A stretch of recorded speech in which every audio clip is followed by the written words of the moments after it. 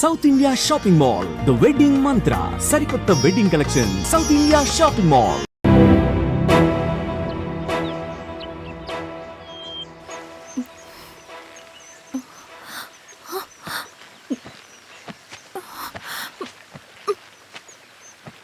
నమస్తే మారావు గారు.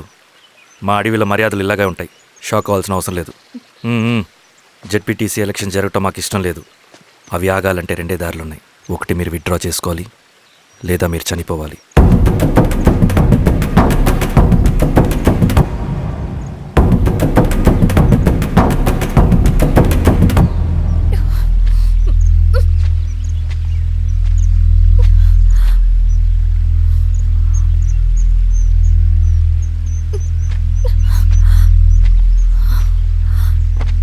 Central committee meeting ఉందని కబురు వచ్చింది. మేము వచ్చేలోపు ఎలక్షన్స్ ఆగిపోయే న్యూస్ రావాలి.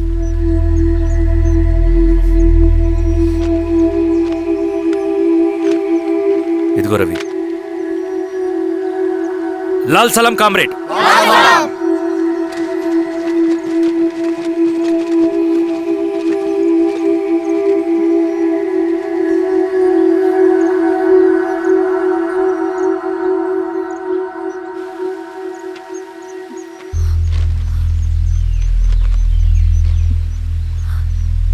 ప్రపంచంలో గొప్పవాళ్ళ చావులన్నీ నమ్మక ద్రోహంతోనే జరుగుతాయని నిరూపించావు రవి. అన్నయ్యని కూడా అచ్చం ఇలాగే చేసావు కదా. ఎందుకు రవి? ఏం జరిగింది? అన్నీ బాగుంటే దేశం తరపున బ్యాడ్మింటన్ ఆడేవాడిని.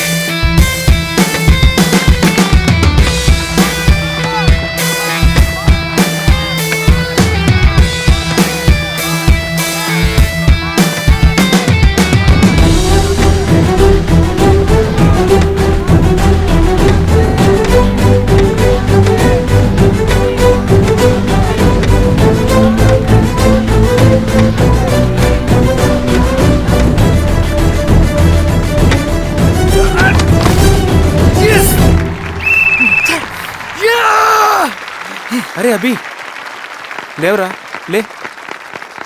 Congratulation. Thank you sir. Ravi, congratulations.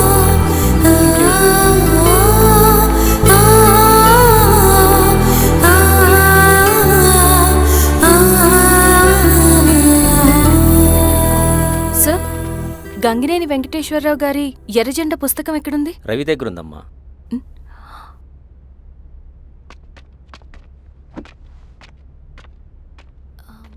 Ravi, మీకు ఈ బుక్స్ అంటే ఇష్టమా? అవును, నీకు కూడానా? నేను ఇప్పుడిప్పుడే చదువుతున్నా. సైలెన్స్.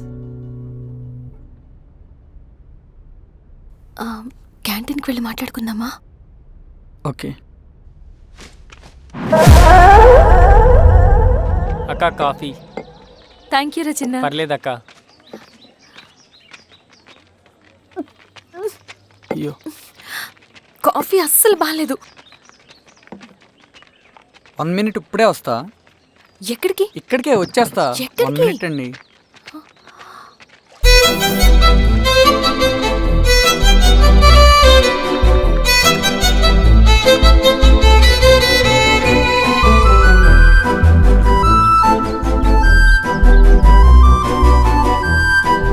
ఒకసారి ఈ కాఫీ టేస్ట్ చేయండి.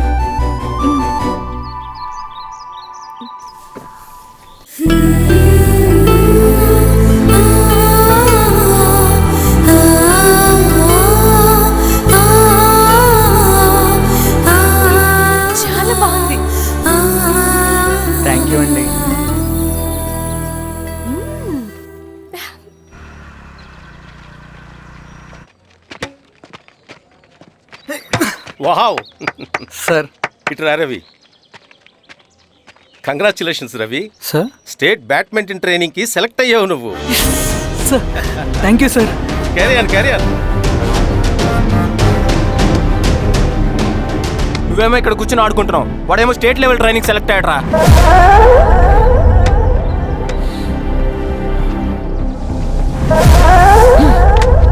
అరే మొత్తానికి నువ్వు అనుకున్నది సాధించావురా. రే ఎప్పుడు మనం ఎంచుకున్న మార్గమే మన జీవితాన్ని మారుస్తుందిరా. Hi Ravi. All the best Ravi. నీకోసమే తీసుకో. Thank you. బాయ్.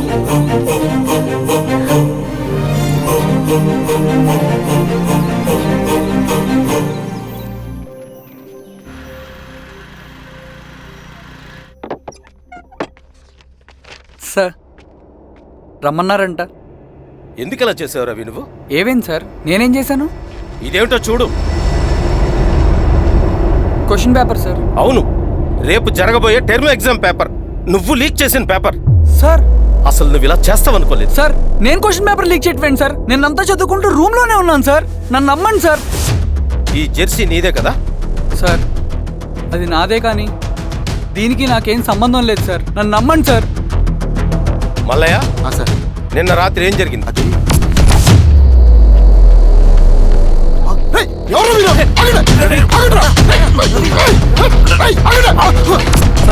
అతను అబద్ధం చెప్తున్నాడు సార్. నాకేం తెలియదు సార్. నేను దొంగతనం చేయలేదు సార్. నన్ను నమ్మండి. ఐఎమ్ వెరీ సారీ రవి, నేనేం చేయలేను.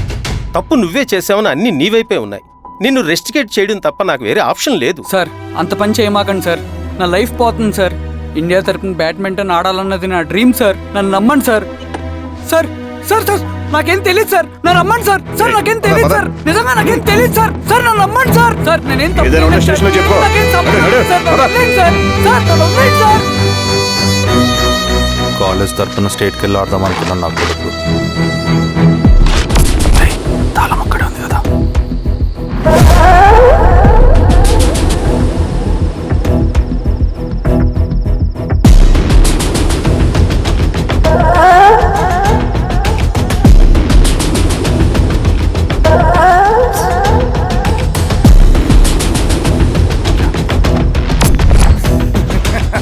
రేపు జైల్లో ఆడుకుంటారు బ్యాడ్మింటన్.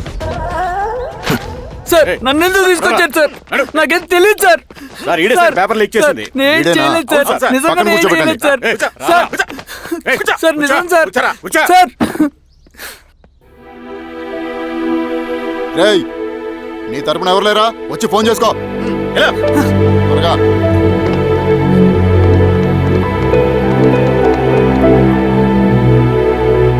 సార్ నేను రవీన్ సార్. రవి చెప్పు. సార్ నేను పోలీస్ స్టేషన్లో ఉన్నాను సార్. మీరు నాన్న అర్జెంట్గా రండి sir please sir. Police station ఏమైంది రవి? ముందు మీరు రండి సార్ ప్లీజ్. నేను చెప్తాను సార్. సరే వస్తున్నా. వెళ్ళి కూర్చో. సార్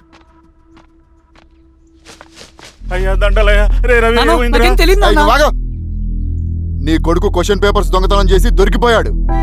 ఎఫ్ఐఆర్ రాసి కేసు పెడితే జైలు శిక్ష పడుతుంది. అలా కాకుండా కేసు క్లోజ్ చేయాలంటే 2 లక్షలు కావాలి. వెళ్ళి తీసుకొని రా. అర్థమైందా?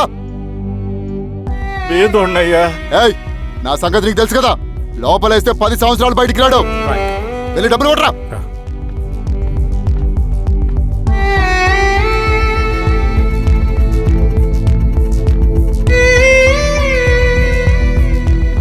దండలయ్యా.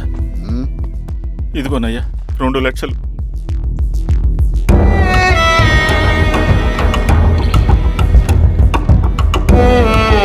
రేయ్ ఆయన పంపించండి రా. ఎలా నిజంగా దీనికి నాకేం సంబంధం లేదు నాన్న. త్వరగా దున్నండిరా. బంగారం లాంటి భూమిది. అరే ఏంకన్నా పటేల్ మీ పొలం దున్నేస్తున్నాడు. పదయ్యా.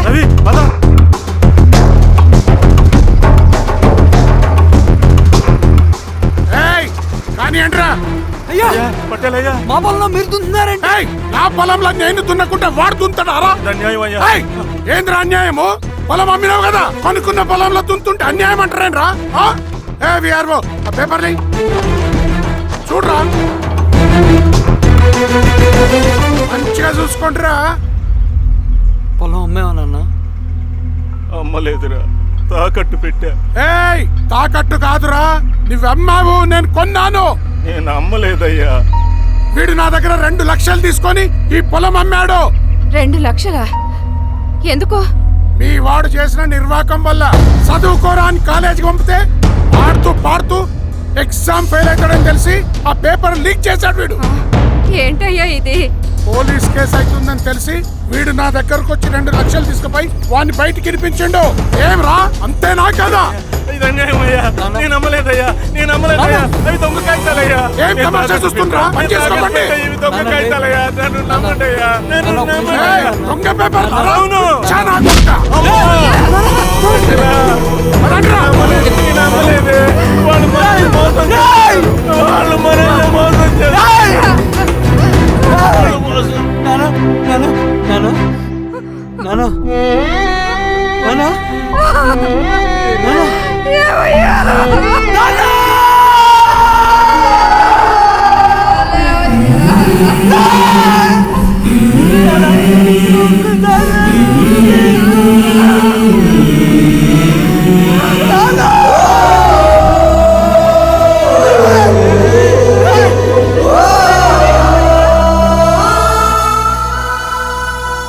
నాన్న చనిపోయిన తర్వాత మా భూమి కోసం వెళ్ళి పై అధికారులను కలిశాను, కానీ వాళ్ళు కూడా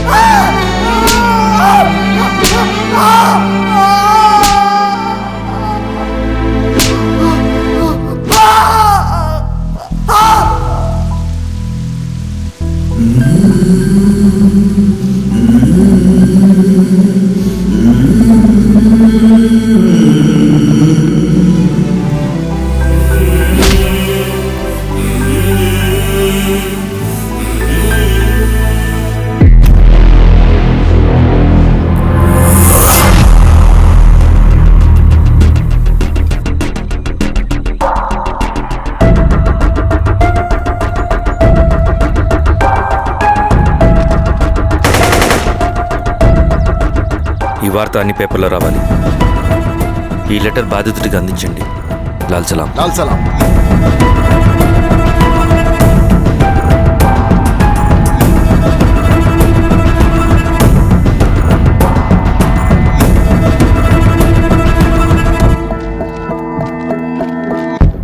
ఈ పీడిత భూస్వాముల నుండి విముక్తి కోసం విప్లవ పోరాటం చేయాలి. పేద ప్రజలను సమసమాజం వైపు నడిపించాలి. దళం నిన్ను ఆహ్వానిస్తుంది. రా, జనం కోసం పోరాటం చేద్దాం. లాల్ సలాం.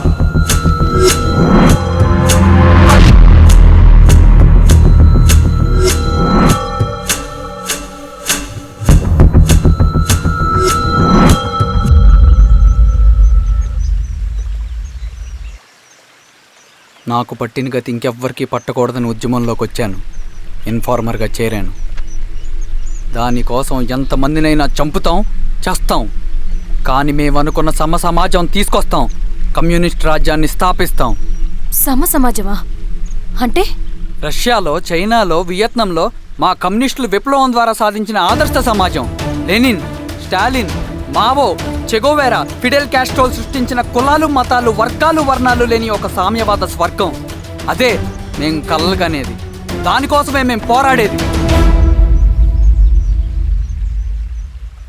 నాకు తెలిసి నాజీ పార్టీలో గోబెల్స్ తర్వాత అంత ప్రొపగాండా మీ కమ్యూనిస్టులు తప్ప ఈ ప్రపంచంలో ఎవ్వరూ చేసుంటారు.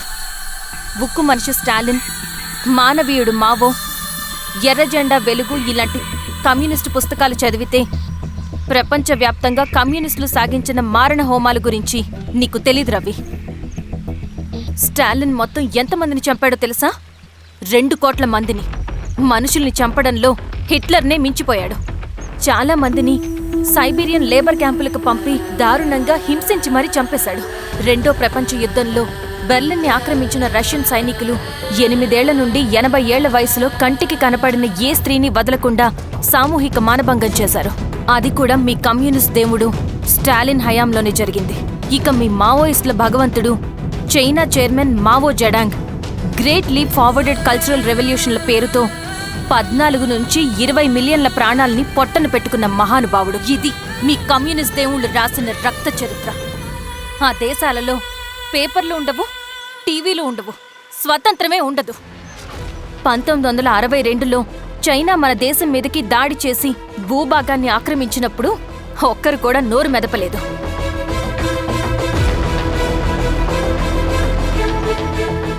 కమ్యూనిస్టుల మానసపుత్రులైన మీ నక్సలైట్లు ఏమైనా తక్కువ తిన్నారా? పశ్చిమ బెంగాల్లోని నక్సల్బరి అనే గ్రామంలో 1965లో జోతేదార్ల దౌర్జన్యానికి వ్యతిరేకంగా పుట్టిందే మీ ఉద్యమం. A for arms, B for Bengal, C for Charu Majumdar. చారు మజుందార్ చెప్పిన స్టేట్మెంట్ గుర్తుందా? వర్గశత్రువుని ఖతం చేసి వాడి నెత్తుట్లో చేతులు ముంచని వాడు విప్లవకారుడు ఎలా అవుతాడు? అక్కడి నుంచి మొదలైంది మీ నక్సల్స్ హింసాకాండ. 1965 నుంచి ఇప్పటిదాకా 1,00,000 మందిని ఉద్యమం పేరుతో చంపేశారు. కేఎస్ వ్యాస్, పరదేశీ నాయుడు, ఉమేష్ చంద్ర, శ్రీపాదరావు, దుగ్గిరాల వెంకట్రావు, హైగ్రీవాచారి, బుడ్డా వెంగల్ రెడ్డి, ఇలా చెప్పుకుంటూ పోతే ఎంతో మంది మీ చేతుల్లో చంపబడ్డారు. ఇంతమందిని చంపి ఏం సాధించారు మీరు? కంపెనీలు తెచ్చారా? ఉద్యోగాలు ఇప్పించారా? ఇళ్లు కట్టారా? హాస్పిటల్స్ పెట్టారా? ఏం చేశారు మీరు? You did nothing. కడితే డెవలప్మెంట్, కూల్చితే విధ్వంసం. విధ్వంసం చేశారు కానీ డెవలప్మెంట్ ఏం చేశారు మీరు? అంటే ఇన్నేళ్ల ఉద్యమంలో మేం మంచి చేయలేదా? లేకే, ఖచ్చితంగా చేశారు. తెలంగాణ సాయుధ పోరాటం, శ్రీకాకుళ సాయుధ పోరాటం వాళ్ళ చలవే. భూస్వాములు తగ్గి కూలీ రేట్లు పెరిగాయి అంటే అది మీ చలవే. నంబూద్రిపాద్, జ్యోతి బసు, సోమనాథ్ చటర్జీ, పుచ్చలపల్లి సుందరయ్య, తరిమెల నాగిరెడ్డి, చంద్ర రాజేశ్వరరావు, నల్లా నరసింహులు ఒక్కొక్కరు ఒక్కో లెజెండ్. కానీ వీళ్ళు ప్రజానాయకులు. తుపాకీ పట్టి అడవిల్లోకి వెళ్లలేదు. ఎలక్షన్స్ లో గెలిచి ప్రజా సమస్యల్ని పరిష్కరించారు. కానీ మీరేంటి ఎలక్షన్స్ వద్దు అంటున్నారు? ఒక తుపాకీతో మనిషి ప్రాణాలు తీసే బదులు ఒక పెన్నుతో 10 మంది ప్రాణాలు కాపాడొచ్చు. మీలాంటి వాళ్ళు ఉండాల్సింది ఎర్ర జెండా నీడలో కాదు, దేశ జెండా నీడలో. చంపుకుంటూ పోతే ఒకరోజు మనకిష్టమైన వాళ్ళని కూడా చంపుకోవాల్సి వస్తుంది. రవి, నా మాట విను. ఇవన్నీ వదులుకుని నాతో రా. ఈ అడవి బయట నీకు గొప్ప ఫ్యూచర్ ఉంది. రా. సంతకం పెట్టండి శిరీష. నేనెందుకు చెప్తున్నానో అర్థం చేసుకోండి. రవి, సంతకం పెట్టండి.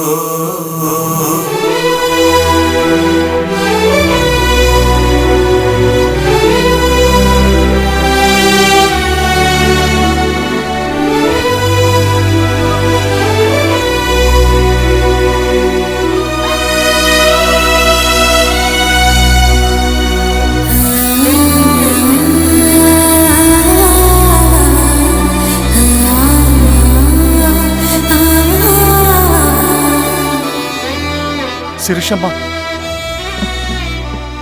నేను కొన్నాళ్ళు ఒంటరిగా ఉండాలనుకుంటున్నాను. అర్థం చేసుకోండి. అది కాదమ్మా. స్వామి, నేను నీ కబురు పెడతాను. అమ్మా,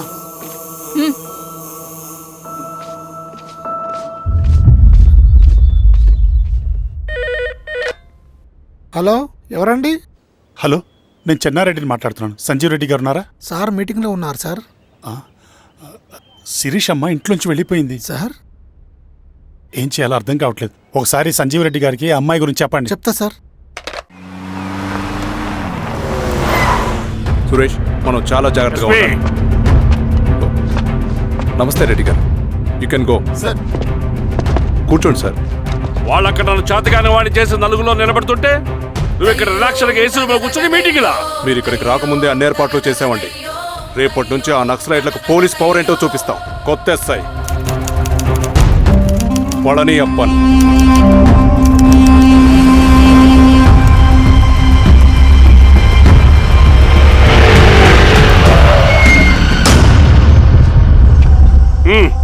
ఏదోటి చేయండి త్వరగా.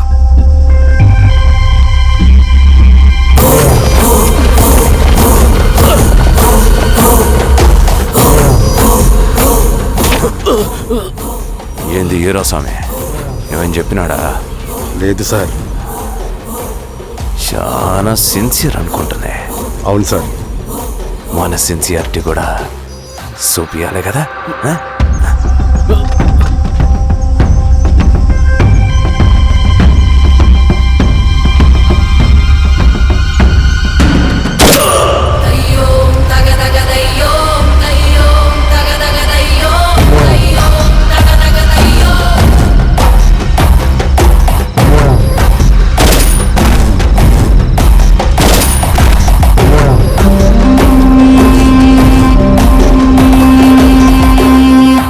ఇక్కడున్న పెనుపాక మండలం చుట్టుపక్కల ఉన్న దండకారణ్యంలో ఆ నక్సల్కి ఇంచుంచు పట్టుంది సార్.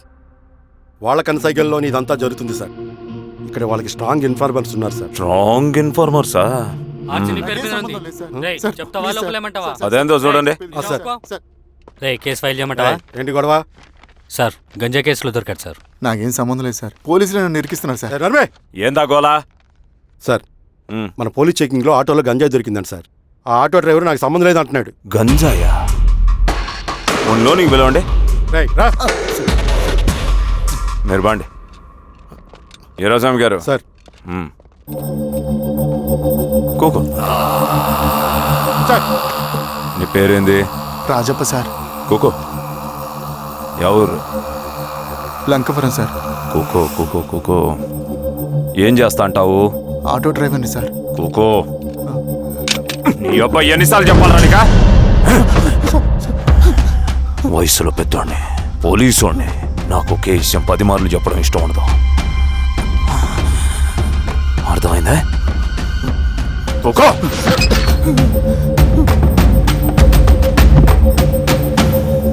సో నీకే అది తెలవదంట? అవును సార్. నాకే సంబంధం లేదు.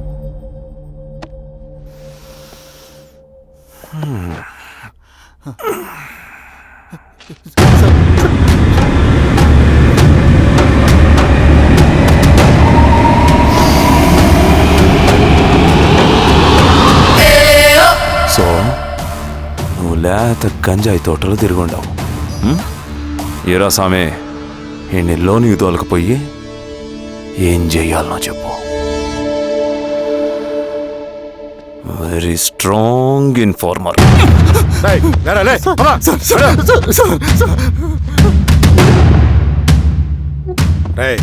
ఆ నక్సల్స్ కనిపిస్తే ఈ సొరకాయ బొర మీద ఈ బటన్ నొక్కు, మాకు సిగ్నల్ వస్తుంది. 10 నిమిషాల్లో మేము అక్కడ ఉంటాం. జాగ్రత్త. అలాగే అండి. తేడా వస్తే తెలుసుగా.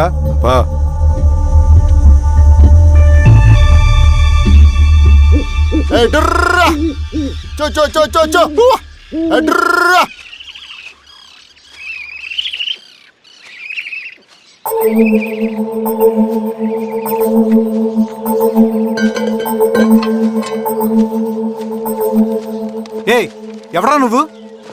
అన్నా నా గొర్రెలు తప్పోయన్నా, ఎత్తుకుంటూ ఇక్కడికి వచ్చాను. ఇటువైపు ఏం రాలేదు. పో. లేదన్నా, ఇటువైపే వచ్చాయన్నా.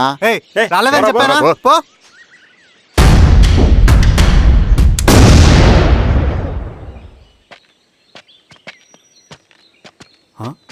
రవి, ఏంటి ఈ మధ్య కనపట్లా?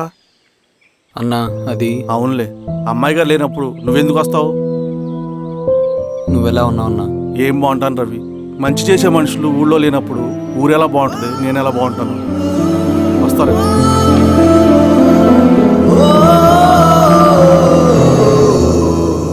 సార్ నగస్టార్ హోటల్లో నక్సల్ ఇన్ఫార్మర్ ఉన్నాడని ఇన్ఫర్మేషన్ వచ్చింది సార్.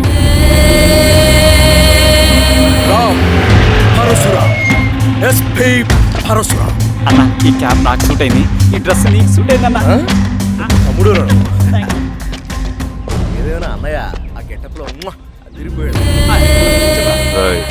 నీ పేరేంద్రా? సార్ ఆయనకేం తెలియదు. వీరాస్వామి, వీక్ ఇన్ఫార్మర్ దొరికిపోయినాడు. సార్ ఏమైంది సార్? రేయ్, ఎవడ్రా నువ్వు?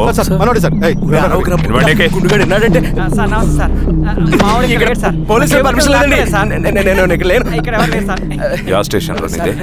అంటే అదండి ఇది అన్నయ్య రామ్ పరశురామ్ చిరంజీవి గారు. తీరా చేంజ్ ఉంది సార్ నోట్. బటన్స్ బటన్ తెయ్. వేస్తే ఆయన వేయాలా లేకపోతే నేనే వేయాలా? కరెక్టే సార్. తోట తీస్తారా రే?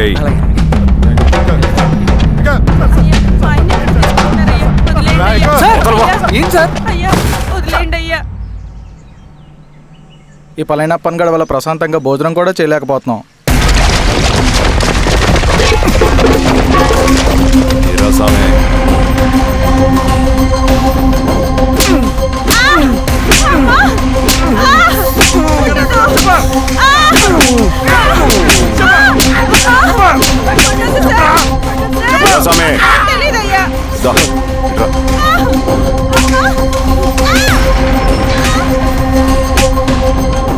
ఏదైనా చెప్పినారా?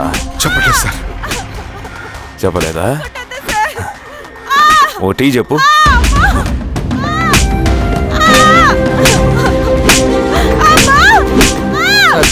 టీ.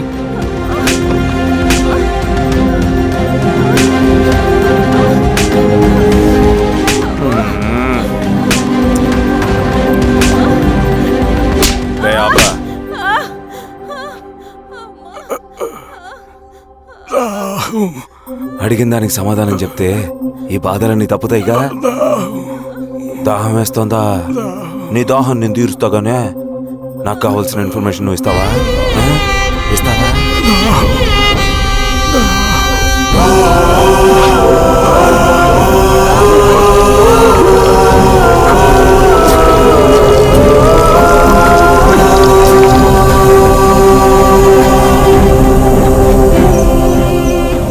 రిక్రూట్మెంట్ పని ఎంతవరకు వచ్చింది? ఆ పని మీద ఉన్నామన్నా.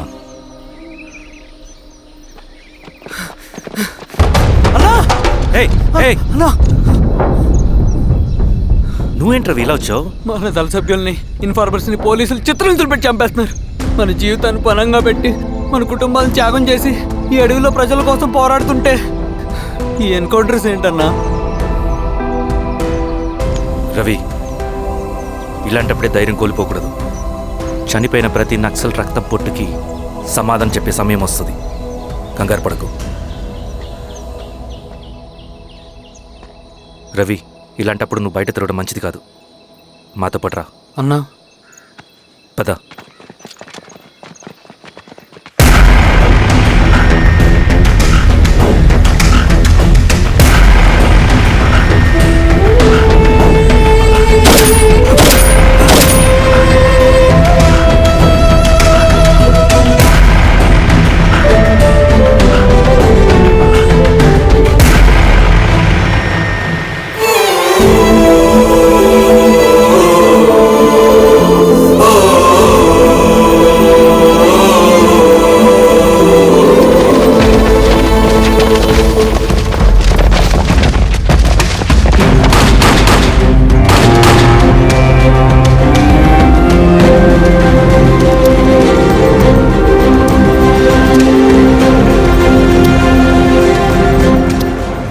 స్వామి, ఇంకొన్ని రోజుల్లోనే శ్రీరంగిరిలో నక్సలైట్ అనే లేకుండా చేస్తాను.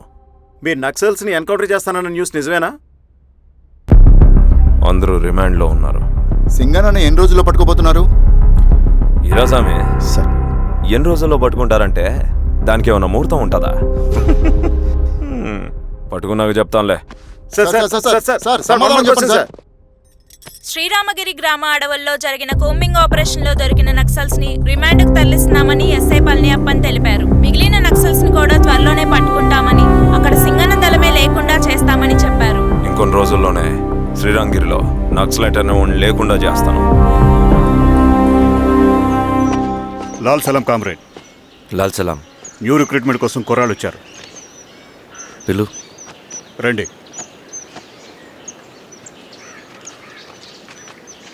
ఏం చదువుకున్నావు? MSc chemistry, MSc physics.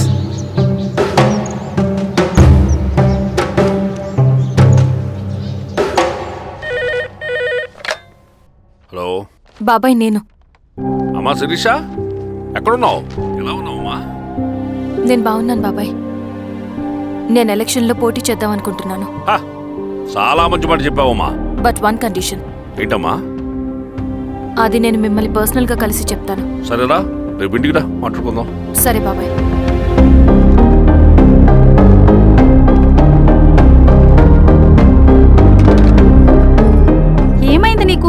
ఇంత జరిగిన తర్వాత కూడా మళ్ళీ ఎలక్షన్స్ అంటున్నావు? తప్పదు స్వప్న, రవి కోసం ఇది చెయ్యాలి. ఈ ఎన్కౌంటర్స్ ఆపకపోతే రవికి ప్రమాదం. నేను ఎలక్షన్స్లో నిలబడతానంటే వాళ్ళు ఎన్కౌంటర్స్ ఖచ్చితంగా ఆపుతారు. అదెలా? నేను తప్ప వాళ్ళకి వేరే ఆప్షన్ లేదు. ఉండుంటే ఇప్పటికే ఎలక్షన్స్ జరుగుండేవి. రేపు బాబాయ్ని కలుస్తాను. స్వామి, రవి దగ్గరికి పోని. అలాగే.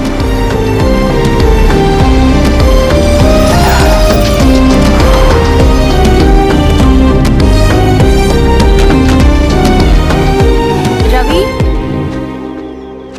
రవి, రవి. రవణ లేడు మేడం. రవి ఎక్కడా? రవణను కలవక చాలా రోజులైంది. రవి నువ్వు కలిస్తే ఇదివ్వు. సరే మేడం. వద్దమ్మా.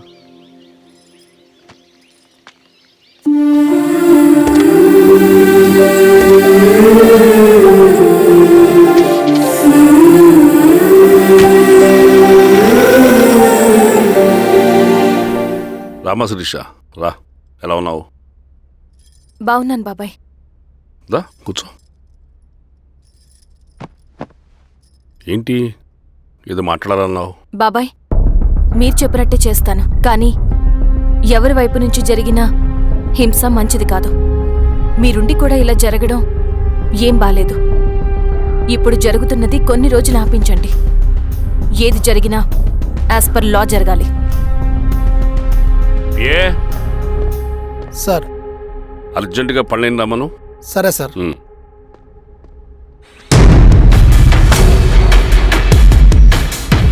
కారంతో కడుపు నింపుకోవాల్సిన పరిస్థితి వచ్చింది. మనం ప్రశాంతంగా నిద్రపోవాలంటే ఈ ఆపరేషన్ సక్సెస్ కావాలి కామ్రేడ్. అలాగే కామ్రేడ్.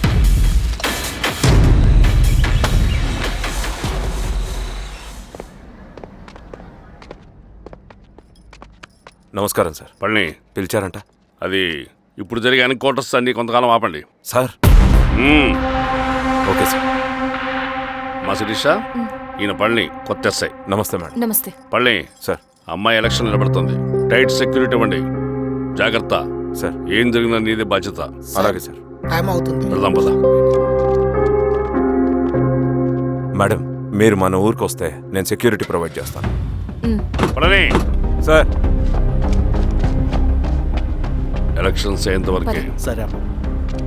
ఎస్పీ గారితో నేను మారుతా. అలాగే. వస్తానమ్మా. జాగ్రత్త.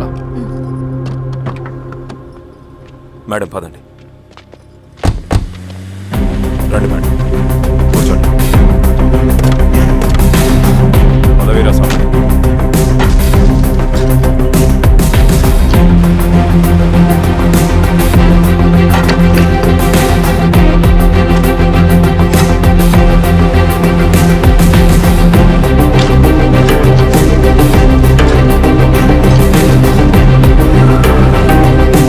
ఏమైందిరా? రోడ్డు పని జరుగుతుంది సార్. ఇటు పోనీ.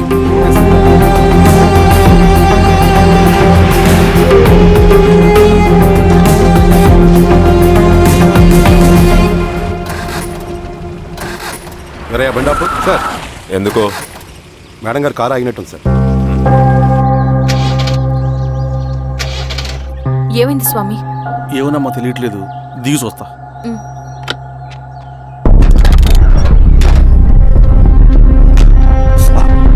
అమ్మా, ఫ్యాన్ బెల్ట్ దిగిపోయిందమ్మా.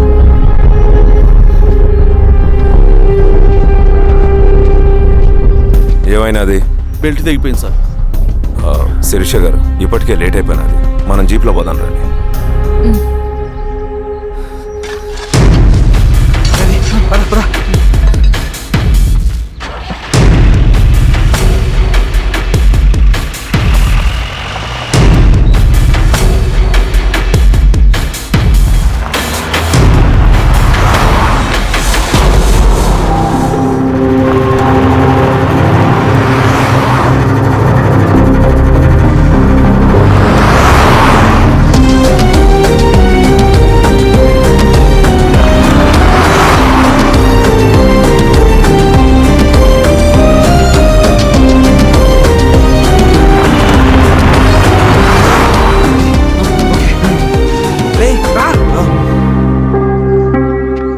15 నిమిషాల్లో మీరు గుడ్ న్యూస్ వినబోతున్నారు కామ్రేడ్.